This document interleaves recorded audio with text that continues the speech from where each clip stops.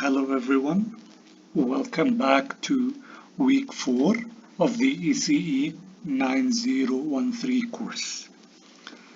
In this lecture, we are going to discuss how to define functions in Python and why do we need functions, and also discuss the scope of a variable within a code.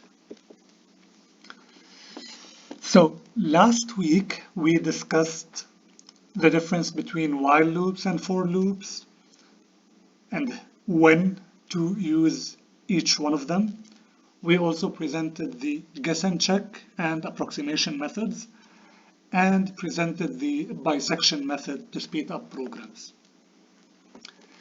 In this week's lecture, we will be discussing structuring programs and hiding details. We will also discuss how to define functions and why do we need them. We will be also discussing the specifications of a function, show the difference between the return keyword and print keyword, and also discuss the concept of variable scope. So starting off with how do we write a code and why do we need a function? So far, we have covered the language mechanisms. So we basically discussed the syntax of different programming concepts such as iteration and conditionals. So based on that, now we know how to write different files to perform a computation. And each file basically represents a piece of code. And each code is a sequence of instructions. Now the problem is, if we adopt this approach, that it's hard to keep track of details, especially for large problems. So using just these small blocks of codes and instructions are easy for small-scale problems. However, if we move to larger problems, it becomes messy and hard to keep track of. For example, how do we know the right information is being supplied to the right part of code? So, to be able to be a good programmer does not necessarily mean to write more code. Actually, the measure of good programmers is by the amount of functionality that they add to their code. That's why we introduce functions, because these functions or these mechanisms allow us to achieve two important features: decomposition and abstraction. And to explain that, we are going to give a short example. So imagine if the projector is a black box. We don't know how it works. We only know the interface. So we give it an input, like for example, an HDMI cable, and we know the output, which is the projection of the image. Now we can connect any electronic device to that projector so that it can communicate with it, and then this projector or this black box converts the data or the image from the input source and projects it by magnifying it onto a wall. So the abstraction idea here is we don't need to know how the projector works to use it.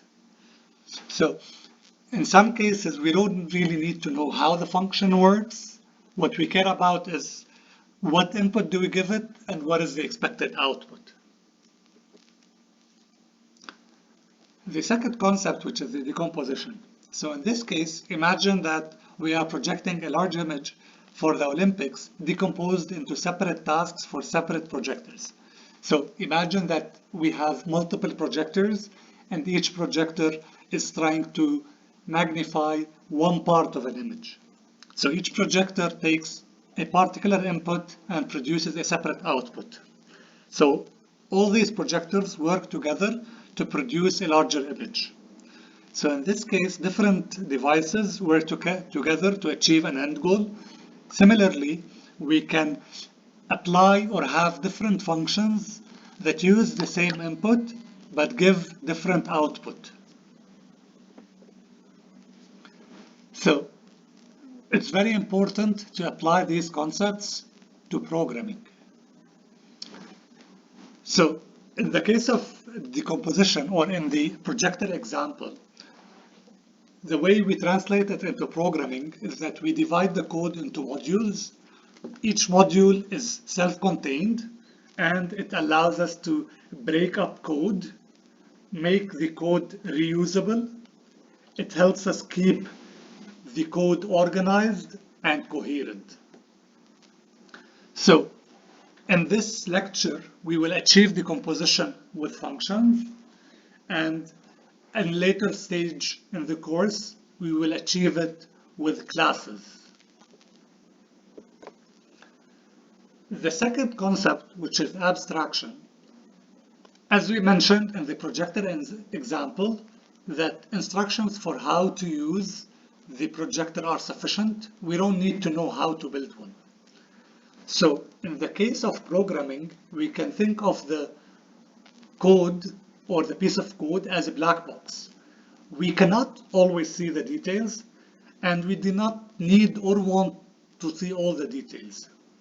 So we can achieve abstraction with what we call the function specifications or docstring, which is just a description of how to use the function without having to know each implementation within the function.